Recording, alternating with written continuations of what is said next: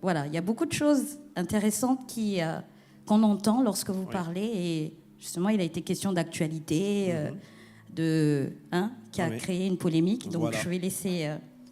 Mais juste Pasteur. avant de poser cette question, je voudrais vraiment interpeller le peuple de Dieu, parce que tous les exemples que les prophètes sont en train de vous partager peuvent être des réponses qu'ils sont en train de vous donner à des situations que vous pouvez traverser.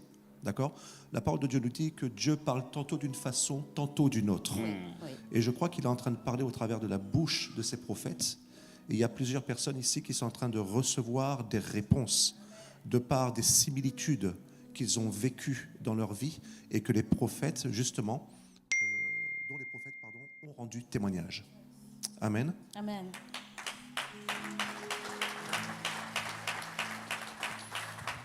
Alors, je vais vous poser une question, oui, par rapport à l'actualité. C'est une question que je vais vous poser à tous les deux. D'accord ?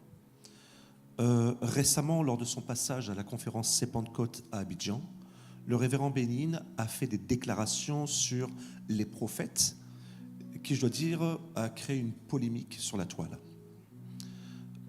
Il aurait dit que les prophètes qui donnent des numéros de téléphone, des noms, sont des voyants, qu'il ne faut pas les écouter. Pouvez-vous nous donner votre avis et vos réactions ce soir, prophète Joras? Gloire au Seigneur.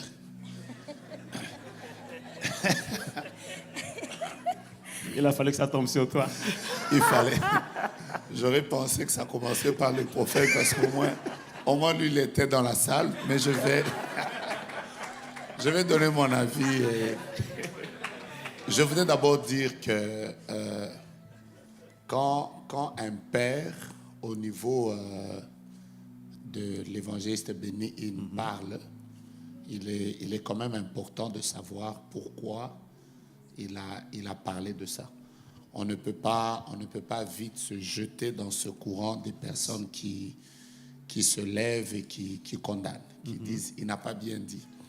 C'est les genres des pères qui ont traversé plusieurs générations. Oui. Le pasteur Béni a vécu à l'époque de Oral Roberts. Nous, on l'a lu dans les livres. Mais lui, il a côtoyé ces genres de personnes, il a côtoyé ces genres d'onction. Il a vécu, pas de manière lointaine, mais de manière proche avec des personnes comme Catherine Kuhlman, oui, que nous, on a vu sur des petites cassettes qu'on ramassait par-ci, par-là. Mais lui a vécu avec des personnes comme ça. C'est-à-dire, de par son expérience de ministère, ce n'est pas n'importe qui. C'est quelqu'un qui a traversé plusieurs générations.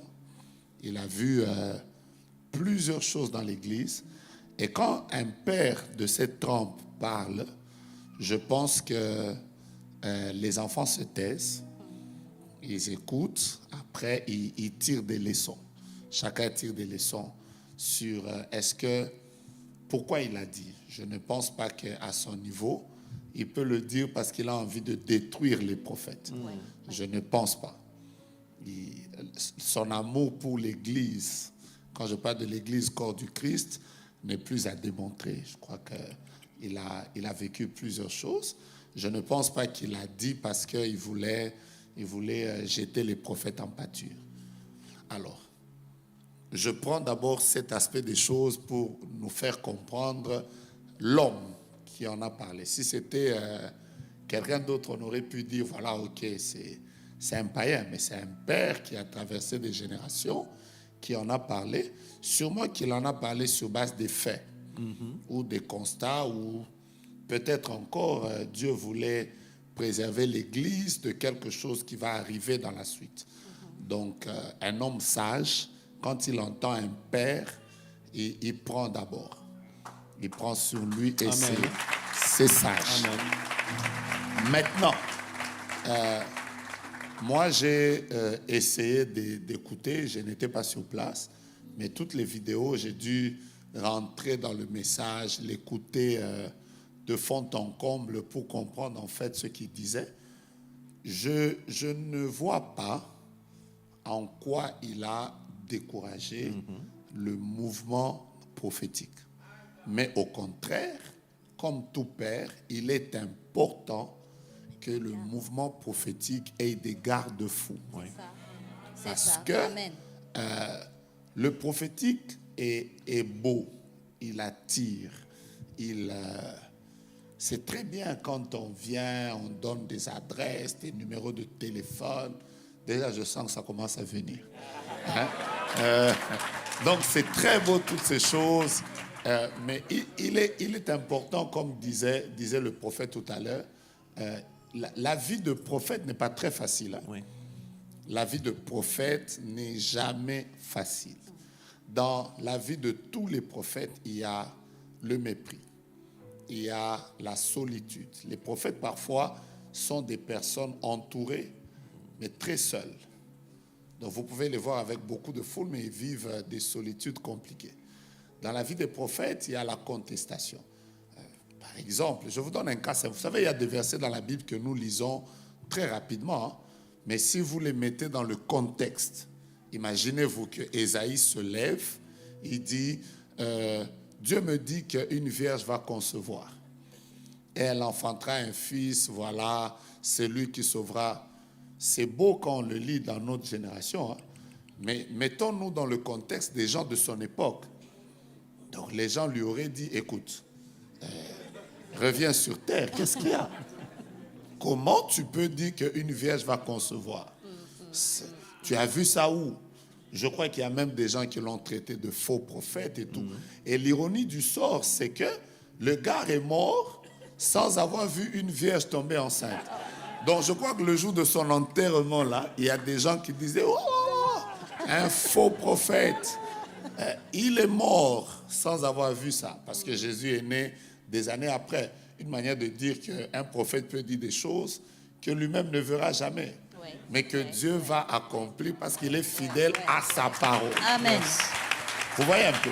Donc déjà, la vie de prophète n'est pas très difficile. Mais une autre chose, c'est que les prophètes tombent facilement dans l'orgueil. Je comprends pourquoi la majorité des prophètes, Dieu leur a demandé, Dieu leur a exigé la simplicité, l'humilité, parce que ça fait du bien. Un frère, vous venez, vous lui dites, Dieu m'a dit, surtout quand c'est en public, Dieu m'a dit que dans 2 jours, tu auras 2 millions dans ton compte. Après, quand il revient là, il a 2 millions. Après, il en parle aux gens, mais quand tu sors, tout le monde te regarde comme si tu n'étais pas humain. Donc, le prophétique expose à l'orgueil, mais le prophétique expose malheureusement aussi à la divination. Oui.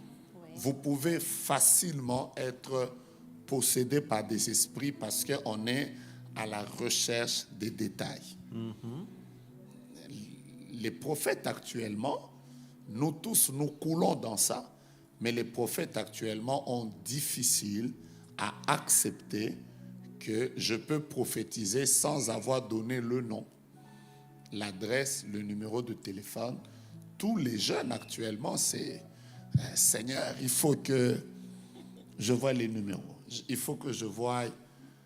Or, le plus grand prophète de tous les temps, qui s'appelle Jean-Baptiste, Jésus l'a vanté. Il a dit qu'il était le plus grand prophète.